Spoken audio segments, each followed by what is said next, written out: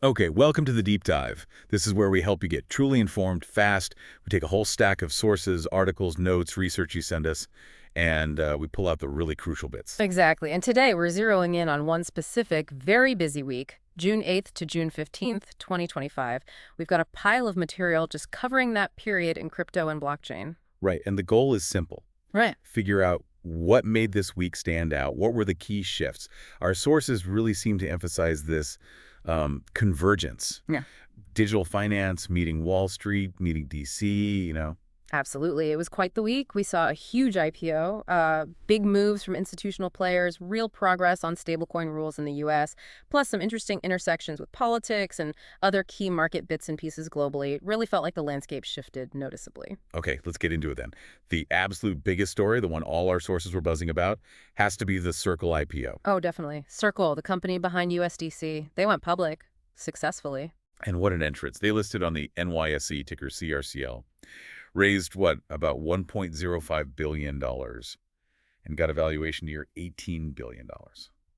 But the debut, that's the wild part. Yeah, it opened at $69. $69, and then it just took off. Yeah. The stock jumped like 168% on day one, closed around $83. That's right. It's a massive, massive signal from the public markets right off the bat. Huge vote of confidence. And what's really interesting here isn't just any crypto firm going public. It's Circle. They're so central to stablecoins, which are, fundamental infrastructure, not just for crypto natives, but potentially for TradFi too. Right. So this move, it's more than just capital raising. It's a major digital finance player hitting the big public markets. It really says something about the industry kind of growing up, maturing, gaining mainstream acceptance. And that flows right into the next theme that jumped out from the searches. Institutional confidence just keeps building, doesn't it? It really seems to be accelerating. I mean, look who showed up for the IPO.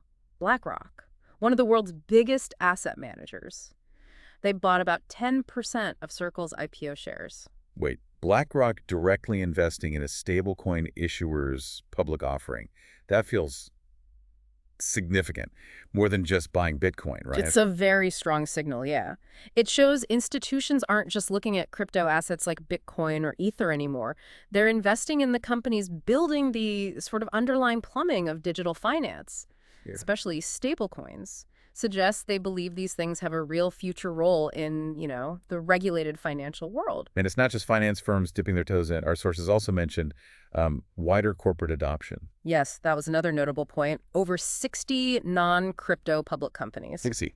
Since April. Since April, yeah. They've added Bitcoin or other digital assets to their corporate treasuries. Wow, over 60 non-crypto businesses. That's quite a number. We're talking about companies you wouldn't normally link to crypto holding these assets. It is significant. It definitely points to a trend, companies looking at digital assets for maybe diversification or treasury management strategies. But the sources were also careful to include a note of caution from analysts, saying that this kind of exposure, while it's growing, it does carry different risks than, say, holding cash or bonds. So it's a trend, but one people are watching closely. Makes sense.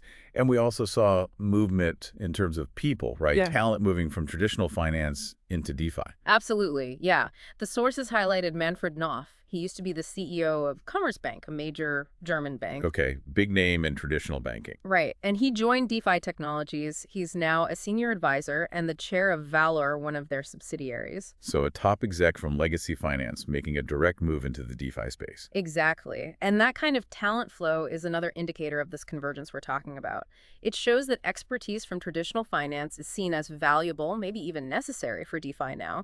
And conversely, that top talent from the old world sees real opportunity in this new decentralized space. Okay, let's shift gears a little bit. Still related to crypto meeting traditional systems, but more on the government and regulation side. The sources detailed some pretty significant steps in the U.S. this past week, specifically around stablecoins. Yes, definitely notable progress on Capitol Hill. There are two bipartisan bills, the Stable Act and the Genius Act. They both move forward in Congress. And the sources suggested this wasn't just talk anymore, like actual movement towards maybe becoming law. That's the read, yeah. It means these are in the legislative machinery now. And the details mentioned include things like requiring stablecoin issuers to get licenses, mandating regular audits of their reserves. To make sure they're actually backed. Precisely. Plus rules on anti-money laundering compliance. And interestingly, classifying stablecoins specifically as not securities, it's all about trying to build a clear regulatory framework. And there were actual hearings in Congress too, right? Yeah. On the Clarity and Genius Acts. There were. And the source material we reviewed did note that during those hearings, well, it mentioned that some lawmakers reportedly brought up potential conflicts of interest related to Trump family crypto ventures. Right. Okay, just to be clear for everyone listening, that specific point about potential conflicts was reported in the sources as part of the hearing discussions. Yeah. We're just relaying what the material stated, presenting that information factually as it appeared. Exactly. Just reporting what was in the sources. And, this whole regulatory focus isn't just happening in the U.S. Globally, the sources pointed to a partnership between SUI and Dubai's virtual assets regulator, VARA. Through something called Suhub-Mene. What's that about? Correct. Suhub-Mene.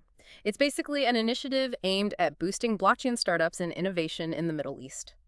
So if you connect that to the bigger picture, it shows that regulators in major hubs like Dubai aren't just reacting or restricting, they're actively trying to build frameworks to attract innovation. It's sort of a proactive approach to regulation, not just reactive. That's interesting. So not just rules, but actively trying to foster the tech in some places. That's a key difference highlighted this week. Yeah, you're seeing different regulatory strategies emerge globally. Okay, quick market data point that popped up in the sources for that week.